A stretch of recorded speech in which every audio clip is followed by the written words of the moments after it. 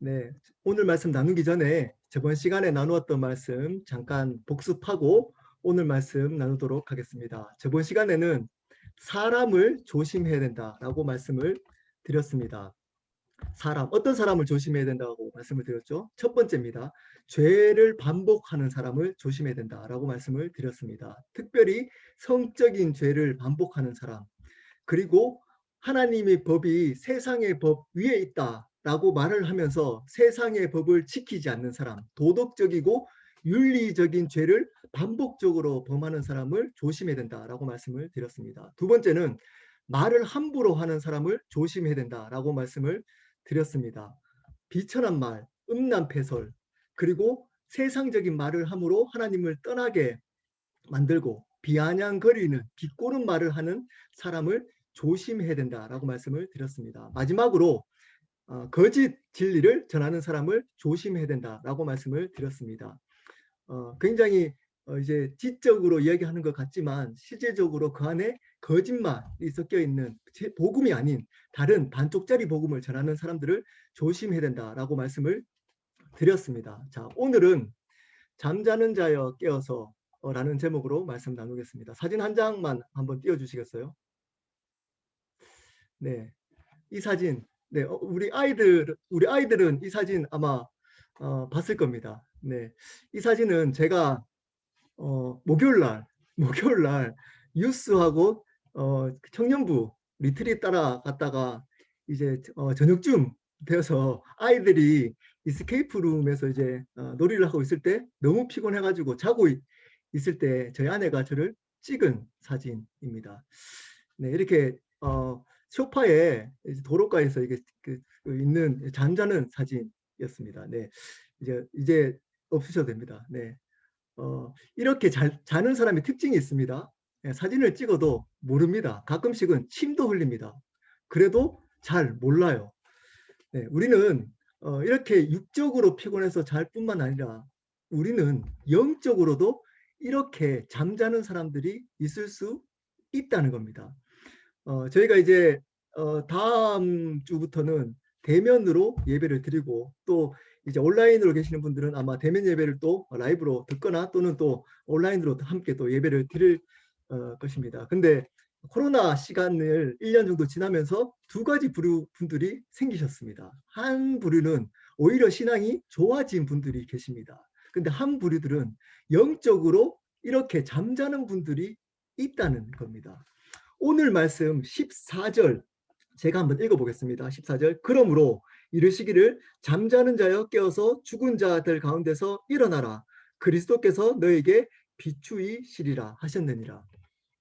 자, 여기서 오늘 말씀의 결론적인 부분에 이렇게 얘기합니다.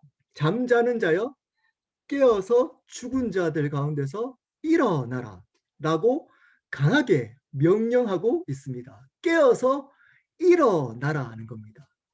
잠자지 말라는 겁니다. 영적으로 잠자면 안 된다는 겁니다. 자, 영적으로 껴있는 사람들의 특징이 여기서 나와 있습니다. 어떤 사람들 가운데서 일어나라 그러죠? 죽은 자들 가운데서 일어나라 이렇게 얘기합니다. 살아있는 사람들 사이에서 일어나라가 아니라 죽은 자들 가운데서 일어나라 라고 말씀하고 있습니다. 영적으로 껴있는 사람들은 믿는 사람들 사이에서 큰 소리 치는 사람들이 아니라는 겁니다. 영적으로 껴있는 사람들은 믿지 않는 사람들 사이에서 하나님의 빛의 통로, 복음의 통로, 예수님이 어떤 분이신지를 드러내며 살아간다는 겁니다.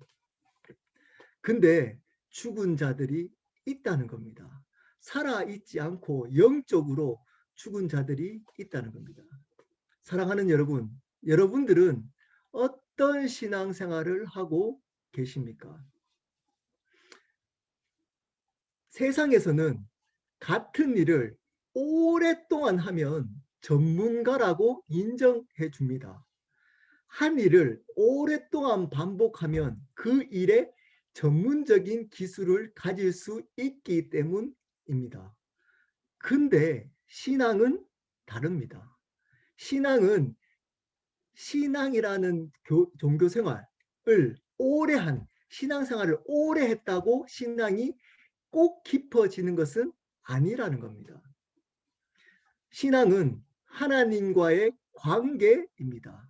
그냥 열심히 한다고 자연스럽게 신앙생활이 성숙해지지 않는다는 겁니다. 영적으로 깨어있게 되지 않는다는 겁니다. 하나님 관계를 맺어가면서 신앙생활을 하지 않는다면 아무리 오랫동안 하더라도 신앙이 성숙하지 않고 영적으로 깨어있지 않는다는 겁니다. 이렇게 영적으로 깨어있지 않는 사람들의 특징이 있습니다. 자주 하는 말이 있습니다. 자주 하는 말. 여러분, 이런 말을 자주 하는 사람들은 자기가 영적으로 깨어있지 않다는 증거입니다. 이렇게 얘기합니다. 그들은 예전에 내가 열심히 기도했어. 예전에 내가 교회의 청년부 회장이었어. 예전에 내가 열심히 선교에 대한 마음이 있었어. 예전에 내가 많은 사람들을 전도했어. 예전에 내가 교회 봉사를 열심히 했어. 라고 앞에 예전에 이렇게 이야기를 합니다. 그 말이 뭘까요? 지금은 그렇지 않다는 겁니다. 여러분, 영적으로 깨어 있으면 어떨 때가 가장 뜨거울까요? 지금 가장 신앙이 뜨겁습니다. 영적으로 깨어있는 사람은 지금 신앙이 가장 뜨겁습니다. 예전에 뜨겁지 않습니다.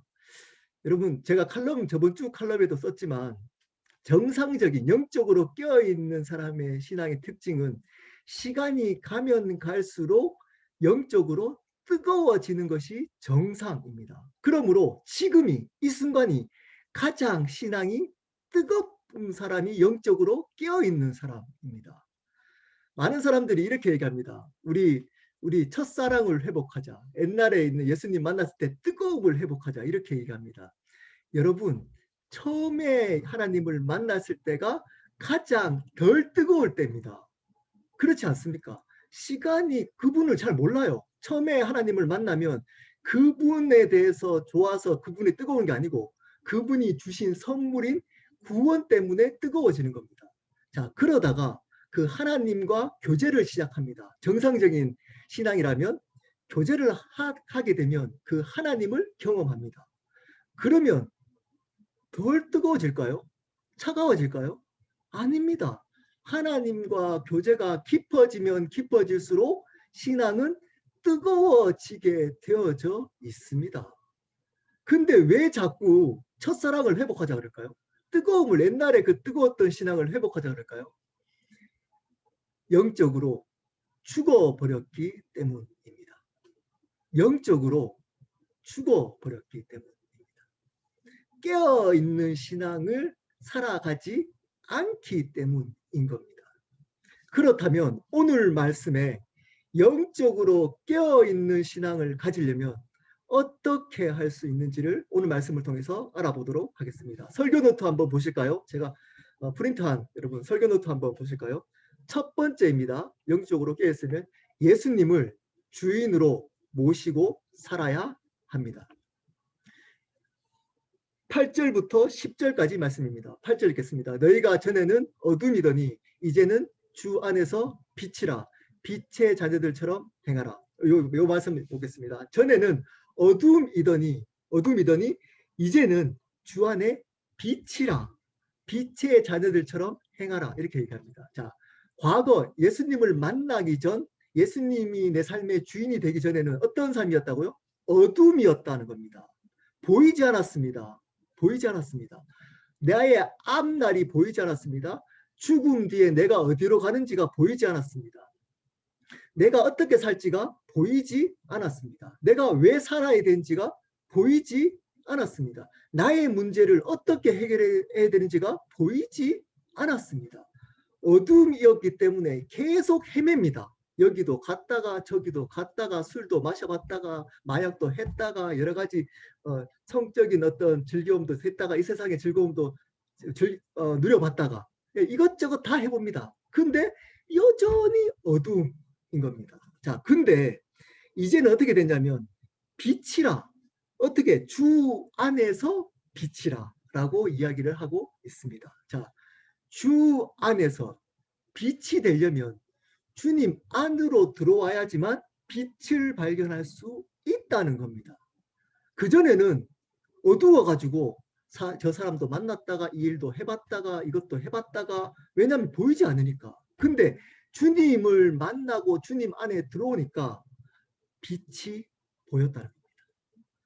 어떻게 할지가 밝혀졌다는 겁니다. 내가 어떻게 살아야 될지, 내가 죽음 뒤에 어디로 갈지, 이 문제는 어떻게 해결해야 될지가 밝히 보였다는 겁니다. 자, 주 안에 있다. 이 말은 에베소서에서 제가 강조하면서 강조했습니다. 어떤 뜻일까요? 주 안에서 산다. 이 말은 어떤 뜻일까요? 주님을, 예수님을 주님으로 인정하며 살아간다는 의미가 있다고 말씀을 드렸습니다. 예수님을 내 삶과 생명의 주인으로 모시면서 살아가는 게 주 안에 있다라는 의미라고 말씀을 드렸습니다. 그리고 뒤에 이렇게 얘기합니다. 빛의 자녀들처럼 행하라. 예수님의 자녀처럼 살아가라, 이 말입니다. 자, 그러면 앞에 있는 주 안에서 빛이라, 빛의 자녀들처럼 행하라, 이것을 연결해서 한마디로 얘기하면 어떤 뜻일까요? 주 안에서 예수님의 자녀된 자녀로 살아가라. 예수님의 자녀처럼 살아가라입니다. 주 안에서 예수님의 자녀처럼 살아가라. 자, 이 말을 한마디로, 한 문장으로 요약하면 뭐라고 말씀을 할 수 있을까요? 우리가 자주 얘기했던, 우리 교회에서는 설교 때마다 하고 아마 성경 공부 때마다 할 겁니다. 뭐죠? 예수님을 주인으로 인정하며 살아가라라는 의미입니다. 예수 그리스도를 주인으로 인정하며 살아가는 삶이 바로 영적으로 깨어있는 삶이라는 겁니다. 자, 그런 삶을 살 때 어떤 일이 일어나는지를 9절에 나와 있습니다. 9절 한번 볼까요? 9절입니다. 제가 한번 읽어보겠습니다. 9절, 제가 빛의 열매는 모든 착함과 의로움과 진실함에 있느니라. 여기 보면 세 가지가 나옵니다. 착함. 자, 여러분이 예수님을 주인으로 인정하며 살아가는지 안 살아가는지를 이 열매를 보면 알 수 있습니다. 성경에 열매로 그 사람이 어떤 사람인지를 판단하라라고 얘기합니다. 자, 오늘 예수 그리스도를 주인으로 살아갈 때 내 삶의 열매가 나옵니다. 자, 이 열매가 있는지 없는지를 보면 여러분이 예수님을 주인으로 살아가는지 안 살아가는지를 스스로 알 수 있습니다. 자, 첫 번째입니다. 예수님을 주인으로 살아가면 착함이 생긴답니다. 여기서 착함은 원어적으로 너그러움입니다. 너그러움. 다른 사람의 실수나 부족함에 대해서 지적하고 판단하는 것이 아니고 그것을 너그럽게 받아들이는 마음을 착함이라고 합니다. 나보다 못하거나 부족하더라도 그 사람을 판단하고, 아니 어떻게 저걸 못하지? 아니 저렇게 부족하지? 왜 저렇게 못해? 이렇게 하지 않고 그 사람을 너그럽게 받아주는 너그러운 마음을 바로 착함이라고 합니다. 예수님을 주인으로 살아가면 이 넓은 마음, 너그러운 마음이 생긴다는 겁니다. 이 마음이 있는 사람이 바로 예수 그리스도를 주인으로 살아가는 사람이라는 겁니다. 두 번째입니다.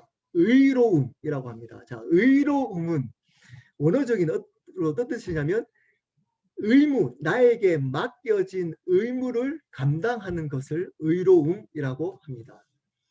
하나님을 믿게 되고 바르게 예수님을 영접하게 되면 하나님 앞에 책임감이 생긴다는 겁니다. 여러분, 이렇게 책임을, 하나님 앞에 의무를 가지고 이 의무를 지려고 하는 것은 강제로, 억지로 하는 것이 아닙니다. 자발적으로, 그분의 은혜와 사랑 때문에 자발적으로 하는 그러한 의무입니다. 하나님과 사람 앞에 내가 마땅히 해야 될 의무를 감당하는 것이 바로 의로움입니다. 재정에 대해서 하나님 앞에 의무를 가집니다. 하나님 교회를 세우고 봉사하는 것에 대해서 내가 의무를 가집니다. 다른 사람을 섬겨야 되는 의무가 생깁니다.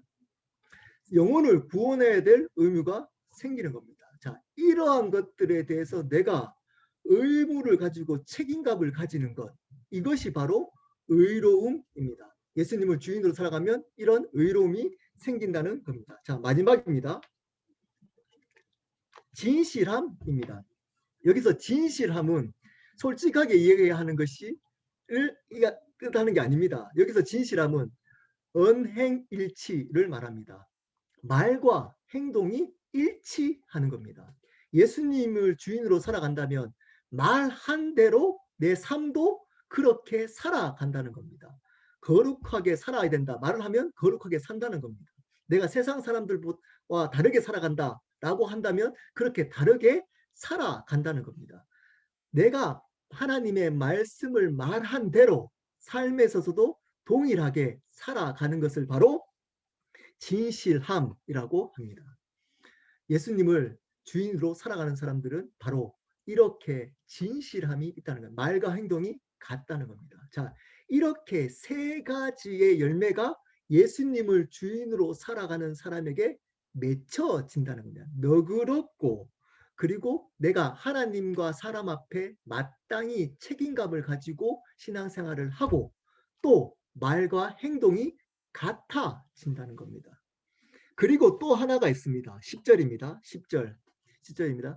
주를 기쁘시게 할 것이 무엇인가 시험하여 보라. 주님을 기쁘시게 할 것에 대해서 고민하며 살아간다는 겁니다.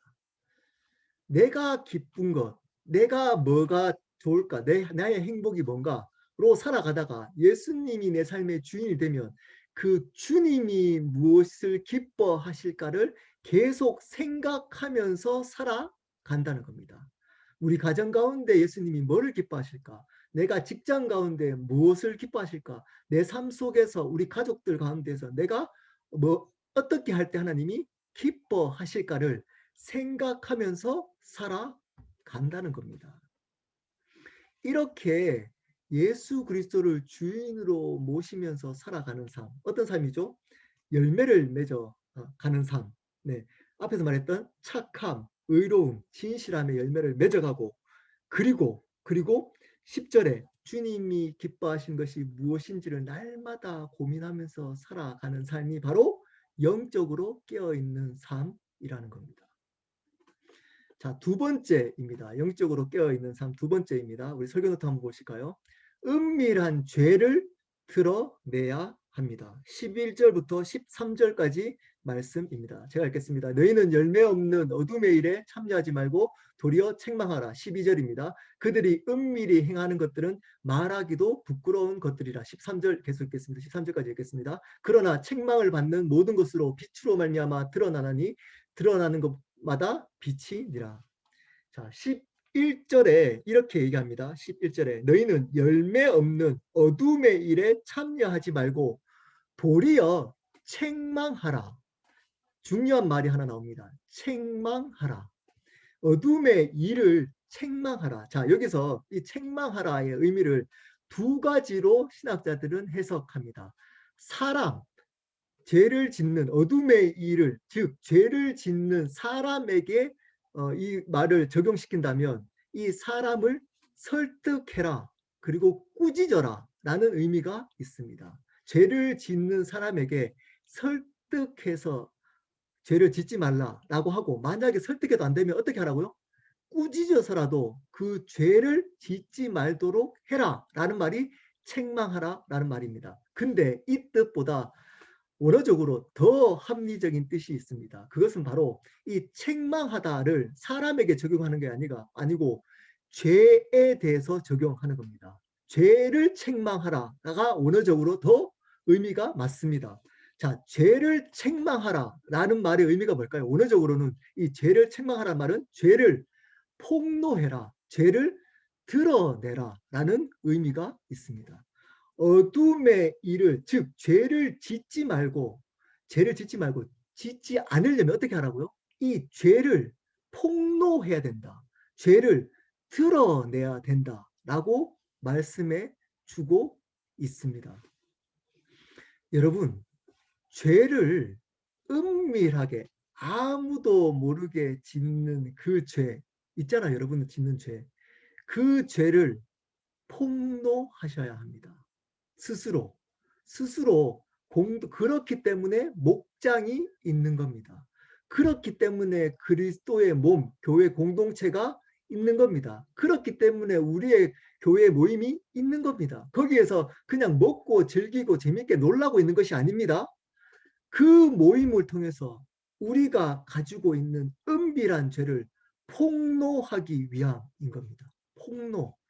스스로 폭로하고 드러내지 않으면 누가 폭로할까요? 하나님이 폭로합니다. 이 땅에서 하나님이 폭로하지 않는다면 괜찮다, 이제 나는 살았어. 그렇지 않습니다. 마지막 날 하나님이 그 죄를 폭로하십니다. 그 죄를 드러내십니다. 하나님이 드러내시기 전에 여러분 그 은밀한 죄를 드러내셔야만 합니다. 그래야지만 우리는 영적으로 깨어서 살아갈 수 있습니다. 바른 교회 공동체는 폭로할 수 있는, 죄를 폭로할 수 있는 공동체입니다. 교회 공동체는 반드시 우리가 가지고 있는 은밀한 죄를 폭로할 수 있어야만 하는 겁니다. 그 죄를 우리는 어떻게 해야 될까요? 공동체는 우리가 드러내면 그걸 폭로했다고 다른 사람에게 또 폭로하면 안 됩니다. 우리 공동체는 만약에 그 스스로 그 공동체의 죄를 폭로했다면 우리는 숨겨주고 우리는 함께 아파하고 그 죄를 하나님 앞에 해결할 수 있도록 함께 기도하고 몸부림치고 싸워줘야 하는 겁니다. 그럴 때 영적으로 깨어있을 수 있습니다. 자, 그럴 때 어떤 은혜가 있는지를 바로 뒤에 13절에 이렇게 얘기합니다. 그러나 책망받는 모든 것은 빛으로 말미암아 드러나나니 드러나는 것마다 빛이니라. 자, 어렵게 얘기하죠. 쉽게 제가 풀어서 말씀을 드리겠습니다. 폭로되는 죄는 예수님 앞에 드러나는 건데 예수님 앞에 드러날 때만 여러분의 삶이 변화된다라는 의미입니다. 그 죄가 예수님 앞에 드러날 때만 그 죄가 빛이 된다. 변화된 삶을, 하나님의 빛된 삶을 살아갈 수 있다는 겁니다. 여러분, 은밀한 죄를 여전히 예수 믿는다고 하면서도 범하고 반복하고 있다면, 그리고 그것을 숨기고 안 들키고 계속 있다고 여러분 좋아하고 있다면 어떤 일이 있죠? 빛의 열매가 맺혀지지 않습니다. 여러분 삶 속에 변화된 삶을 살아갈 수 없다는 겁니다. 다른 말로 영적으로 깨어서 살아갈 수 없게 된다는 겁니다. 그러므로 우리는 우리의 은밀한 죄를 폭로해야 합니다. 빛 가운데 드러내어야만 합니다. 실질적으로 우리 공동체, 목장 모임 또는 신뢰할 만한 모임, 교회 모임 또는 지체에게 여러분 죄를 드러내셔야만 하는 겁니다. 이렇게 얘기하면 이렇게 반박하는 사람이 있습니다. 사람 앞에 그 죄를 드러낸다고 해서 문제가 해결됩니까? 하나님 앞에 드러내야죠. 네, 맞습니다. 네, 50% 맞습니다. 근데 하나님은 보이지 않으십니다. 근데 그 하나님은 어디에 계신다고요? 보이는 공동체 가운데 두세 사람이 함께 있는 교회 공동체에 함께 하시겠다라고 약속해 주고 있습니다. 우리가 스스로 여러분 죄를 이기려고 혼자 앞에서 하나님 앞에 드러내고 싶지요. 이겨낼 수 없습니다. 사단은 반드시 이렇게 얘기합니다. 얘기하지 마. 이렇게 지을 때마다. 왜냐? 그래야지만 그 죄를 끝까지 붙들고 변화의 삶을 못 살도록 할 수 있기 때문입니다. 열매를 맺을 수 없도록 만들 수 있기 때문인 겁니다. 여러분, 여러분의 은밀한 죄를 정직하게 폭로하셔야만 영적으로 깨어서 살아갈 수 있습니다. 말씀을 마무리하도록 하겠습니다. 여러분들은 지금껏 어떤 신앙생활을 하고 계셨습니까? 그 신앙생활을 어떻게 할 수 있다고요? 지금 여러분 예수 그리스도에 대해서 가장 뜨거우십니까? 아니면 예수님을 얘기하고 복음을 얘기하고 구원을 얘기해도 십자가 얘기해도 부활을 얘기해도 여전히 마음이 냉랭하십니까? 그러면 여러분은 영적으로 죽은 겁니다. 영적으로 깨어있지 않은 겁니다. 정상적으로 영적으로 깨어있으면 지금 하나님에 대해서 가장 뜨겁고 감격스럽고 감사합니다. 자, 이렇게 영적으로 깨어있으려면, 죽어 있는 분들이 깨어있으려면 어떻게 하라고요? 예수님을 주인으로, 날마다 주인으로 몸부림치며 살아가야 됩니다. 영접하고 그분을 주인으로 인정하며 살아가야 하는 겁니다. 그 삶은 어떤 삶이라고요? 열매, 너그러운 마음을 가지게 됩니다. 그 삶을 살면. 그리고 어떤 마음이죠? 내가 하나님과 사람 앞에 책임감을 가지고 살아갑니다. 내가 마땅히 해야지. 은혜 받은 사람도 마땅히 이 일을 하는 거야. 재정에 대해서도, 사람에 대해서도, 교회에 대해서도, 내가 가족에 대해서도 마땅한 책임감을 가지고 살아갑니다. 마지막으로 말과 행동이 일치하며 살아갑니다. 그리고 주님을 어떻게 기쁘시게 할지를 날마다 생각하며 살아가는 것이 바로 예수님을 주인으로 모시며 살아가는 겁니다. 이렇게 살아갈 때 영적으로 깨어서 살아갈 수 있다는 겁니다. 두 번째, 은밀한 죄를 스스로 폭로하며 살아가야 한다고 말씀을 드렸습니다. 은밀하게 계속적으로 반복하지 말고 이 죄를 드러내셔야 합니다. 신뢰할 만한 사람에게, 공동체에게 빛 가운데 드러내서 이것을 변화된 삶, 그래서 빛이 그 죄를 이기도록, 그래서 참된 변화의 삶을 살아갈 때 우리는 영적으로 깨어서 삶을 살아갈 수 있다라고 말씀을 드렸습니다. 사랑하는 여러분, 이제 코로나 시대가 끝나고 또 이제 저희가 만나서 또 예배를 드릴 겁니다. 영적으로 깨어있는 신앙생활을 함께 했으면 좋겠습니다.